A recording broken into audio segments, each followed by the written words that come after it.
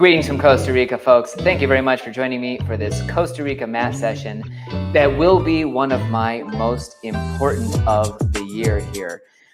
I've got an opportunity I want to talk to you about that is going to be by and very much surpass all of my other real estate transactions this year as the most important deal that I hope to put together here in Guanacaste, Costa Rica. This area is renowned for the dry tropical forest ecosystem that is the dominant ecosystem you see here in Guanacaste. That forest is extremely precious, and it is the source of water, really, for local communities, because that forest is what helps recharge our groundwater aquifers. I've been passionately involved for years with an organization now called the Guanacaste Water Center. I originally directed this organization from 2010 until 2017, basically the years between Peace Corps and my second son being born. And this organization not only has a huge impact today, but it has an enormous 187-acre opportunity to conserve some land at an extremely low price. Essentially, the situation is that a beautiful person, a well-meaning soul, is offering to leave 187 acres of prime forest in the hills of our watershed in order to conserve that forest and give that land essentially to the organization at a below market price. Because for this seller, for this person who wants the farm to be protected, the forest being there would be the highest priority, and they are willing to sell that 187 acres at actually a lower price than the $250,000 I mentioned, or perhaps. We'll talk about that, the details of this farm, and the conservation of opportunity here on my channel today. First, I do also want to give an introduction in Spanish so that anybody who is joining from a Spanish-speaking audience will also understand what the heck we're talking about and my intention. Muy buenas tardes, espero que estén bien si hablan el español. Quería también explicar el tema de hoy para que entiendan el propósito de lo que estoy haciendo. Por 7 años, entre mis años como voluntario de Cuerpo de Paz y el nacimiento de mi hijo segundo, yo fui director de una organización ambiental. Se llama la Asociación para la Protección de la Cuenca del Río Nandamojo, o el Centro Pro Aguas de Guanacaste. Tenemos una oportunidad, un donante nos va a dejar una finca para conservación en un precio baratísimo. Es un extranjero que es propietario de 87 hectáreas que daría a la asociación si la asociación las conserva completamente de hoy en adelante con un servidumbre ecológico. Entonces, hoy voy a pedir ayuda a mi audiencia para ver si podemos conseguir donaciones así para esta finca. Si a usted le interesa participar en el Centro Pro Aguas de Guanacaste, pueden enviar un correo a Marcia. Vamos a poner el correo de Marcia, la directora. Pueden visitar guanacastewatercenter.org. Back in English, wanted to get to our topic today. First, let's talk about the Guanacaste Water Center and this nonprofit. I essentially handed the reins of this organization over to new directors in 2017-18 in that transition. They've done an absolutely incredible job, and every year have demonstrated that they can increase the impact of the organization. In particular, I want to bring up their current facility. This is the Guanacaste Water Center itself. I recorded a walking tour so that you can see exactly what we have. This is a facility that was donated to us by generous people. Thank you very much, Tom and Will, who gave us over an acre of land to establish this learning, collaboration, and local ecotourism center. Really, our goal at the Guanacaste Water Center is to give people the skills, tools, and knowledge to protect their water resources here in Guanacaste, Costa Rica. So we do that by holding lots of workshops. We have a reforestation nursery with thousands of native species saplings. We give those saplings to landowners so that they can plant new species on their farm. We have hundreds of elementary school students that come through the Guanacaste Water Center every year, high school students that do their local service learning here. The whole message is we have to protect the landscapes. The landscapes are what recharge our aquifers. And if we keep forest in critical places, and if we think about aquifer recharge, then over time we can ensure that Guanacaste stays hydrated. Let's put it that way. Every community here is dependent on a localized groundwater well. Some of those are very shallow, so aquifer recharge is extremely important to making sure those wells have water during the dry season. Obviously, in 2014 and 15, we had a huge drought in Guanacaste where a lot of communities ran out of water. We as an organization really are trying to trumpet the message that one of the most critical things that Guanacaste could do in order to avoid that problem in the future is focus on enhancing aquifer recharge. We aim for people to stop using forest fires as a way to clear land.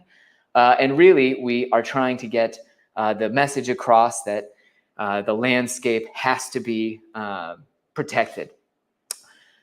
The organization has been active in this area really since 2007. It is a registered official Costa Rican nonprofit. And in fact, here it is very difficult to get nonprofit status. I was shocked at how long and how much more rigorous the process was than the nonprofit in the United States. So let's get on and talk about this land. I don't want to blabber on too much more. One thing, I actually just realized I had brought these bottles of honey. If you're in Guanacaste and you want to do something good, this is one of the programs that the organization implemented. My mom actually came up with this name, Bees for Trees. This is honey where we gave loans to people so that they could diversify their income. They planted trees as part of their earning the loan, but also through the Guanacaste Water Center and the organization behind it, we distribute this honey and essentially accept a repayment of any loan in product so that people who are starting this project out don't have to try and find a way to market it themselves. Bees for Trees honey is one of the million things we want to sell at the Guanacaste Water Center as part of a larger vision of generating green jobs in the area. So, by the way, if you haven't been to the Guanacaste Water Center, let's pull it up here so that you can get an idea of where we are talking about. We are south of Tamarindo here at the Guanacaste Water Center, just outside of Paraíso. Here's Flamingo, Potrero, Tamarindo. Here we are down in Paraíso. The Guanacaste Water Center is located just before you get to Paraíso down here. So essentially, we are the paved highway south of Tamarindo. You can't miss it. There are those big signs out on the major highway. The land that we actually have an opportunity to conserve is within the Nandamojo watershed. Let's talk about that just briefly here. You can see on Google Maps that there is a basin here that extends all the way from the town of 27 de Abril out to the river mouth here in Playa Junquial. We are very lucky to have this basin because it's a great water resource, and we actually didn't have the same water shortages that other communities saw because of the the good recharge that you see around the wells here in Paraíso. The land that we have an opportunity to preserve is up here in the absolutely critical parts of the watershed. You're going to see a great drone video here where we can explain exactly what we're looking at. But first of all, there's a tale of two properties to tell here. Right here, there was a developer who came in and cut all kinds of roads on very steep hills for development. This whole micro watershed, the area that captures water and drains out here, became an absolute eroded mess as a result. You have tons of sediment down at the bottom here. And yes, when developers go in and cut, and they don't do anything to control the erosion, you end up with a degraded landscape. And you can see a little bit here. These pictures were taken during the rainy season. The trails that were cut in the dry season are just stark scars on these very steep hillsides. So the land that we have a chance to conserve is right over the ridge from that property. And in fact, the land that we have a chance to conserve, I'm going to bring up here. If we're looking at, let's make sure that you all are looking at what I'm looking at. Yeah, absolutely. This is a 187-acre farm. One of the most critical spots to get water, to start absorbing water, is that ridgeline forest. If you think of, how watersheds act, these river basins, you absolutely need to start slowing down water at the top so that you don't get flooding in the bottom. If someone were to come along and destroy all these hillsides, you'd see greater flooding and less infiltration into the aquifers. So here's the farm that we have a chance to preserve in perpetuity. Let's start talking a little bit more about the details of this possible conservation opportunity. So in Costa Rica, you can put, sorry, I'm just now checking out myself and realizing that I drove with the windows down on the way over. In Costa Rica, you can put servidumbres, which in English I'm trying to pull easements.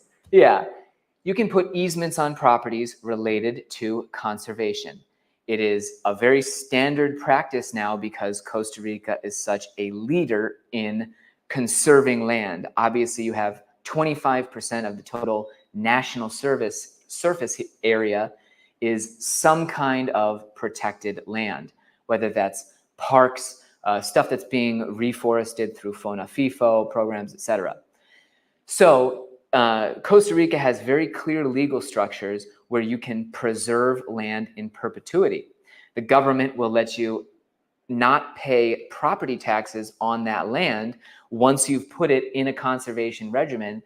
And in fact, the property we're talking about is already tax exempt because the current owner has it in one of those conservation regimens. This person is offering to let us get this property, 187 acres, with two options for payment. And John, if this seller is watching now, please forgive all of my comments. There is one option by which the organization could get this land in a way that would make it very accessible. The seller has offered to give us this land for a $1,000 monthly payment from now until this person meets goes up to the pearly gates or whatever happens. This person is advanced and has 76 years of experience in life, and as an environmental organization, paying $1,000 per month from here for, who knows, maybe 25, 30 years, or paying as a mortgage would be much easier than raising $250,000 right away. So the terms are this: we can raise $250,000 in cash immediately if you want to help us preserve this land and just chip in the $250 or chip in $5, whatever. Be sure to reach me at matt@costaricamatt.com. I need to bring up my email here. But what we need to do as an organization is find people who are interested in either supporting an initial cash purchase of $250,000 or people who will commit to funding that monthly $1,000. Matt Rosensteel will definitely be involved in making that monthly payment. And if we can get enough people that are pledged to commit, pledged with 200 or 50, however many dollars you can spare per month, we're going to put those donations together, whether you can do it initially, annually, etc., and try and help the organization get this land to preserve it in perpetuity. Let's take a look at the actual land itself. This will be very cool. We have a drone trip here, and here we're actually in the small town of Las Delicias.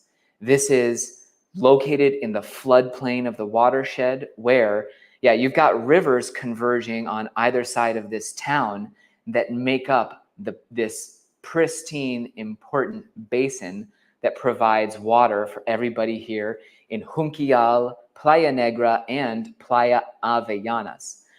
So let me pause just a moment here and get this off there so that you can see even better. Down in the floodplains of our watershed, you can see these empty areas where people have done cattle pastures. Obviously, Guanacaste had a huge cattle ranching culture that is still very active today. In Las Delicias, a lot of people are still making their living ranching. As we fly into the hills, though, you can see that these hillside farms that go up to the ridge of this watershed are, by and large, forested. Now, interestingly, a lot of these areas in the hills at one time were deforested. There's actually an ongoing recovery of forest happening in this particular area because, frankly, cattle ranching and different agricultural activities are declining in their importance. So whereas 30 or 40 years ago, you would have seen farms extending higher up into the hills, or you would have seen more open patches on the hills, today a lot of forest cover has recuperated. As we fly up here, you'll actually see, it would have been easier in the dry season, but right now, as we're hovering over one watershed, you can see in the hills closer to the screen, the road cuts for that development. Those cuts are still there. The development was actually stopped because neighbors put denuncias, or basically environmental complaints against the development that was happening. As we come over here and you're looking just over the hillside into this bowl, you're looking at the land, the 187 acres that we can conserve if we're able to raise this money. And again, that is $250,000 in cash now, or $1,000 monthly to pay that as a mortgage with a 7% interest rate, which, yes, these days and age, 7% on any mortgage is great. But to go back to El Pema, the seller is 76 years old. They want $1,000 per month from now until they aren't here anymore. And what the association will do in exchange for this land is, first and foremost, put an ecological easement on the property. So there will be on the title in perpetuity a legal restriction, meaning that the farm can only be used as a conservation area. The association will also use its volunteer labor, its staff, the reforestation nursery and resources that it has at its disposal to diversify that forest. Currently, if you did a survey of the species that are there, you're really going to find maybe a dozen or 2 dozen very frequent tree species that are our secondary regrowth species. A lot of this land was cattle pasture. They did extract a lot of wood: Guanacaste, mahogany, Spanish cedar, rosewood. Those trees, the ones that people would have harvested to meet the demand for luxury lumber, are largely missing from the forest. And as a nonprofit organization, we'll be going in there and trying to diversify that species, diversify the forest. Our current executive director, Marcia Gomez, is a forestry engineer herself. I was actually, thrilled when she came into our area. She actually had started living nearby, and when we met, I realized she was absolutely the person that I hoped would direct this organization going forward.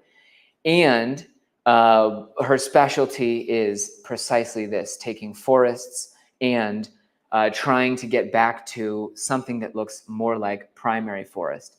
As I mentioned, we have that reforestation nursery with thousands of saplings that we produce every year.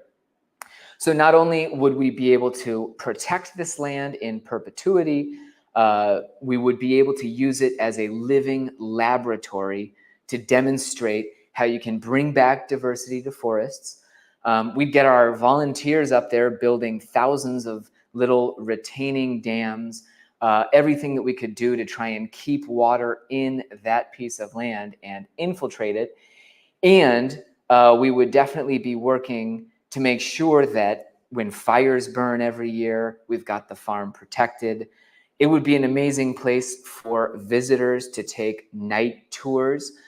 It could absolutely be a source of jobs in that regard. Birding guides would also have an opportunity to take people up there through the Guanacaste Water Center. And really, it's just a huge opportunity to rope off a critical piece of land. Right now, I can say I don't think a developer is about to buy that particular piece of forest and put in hundreds of homes, but it's entirely possible that it could happen in the future, or it could become an experimental farm.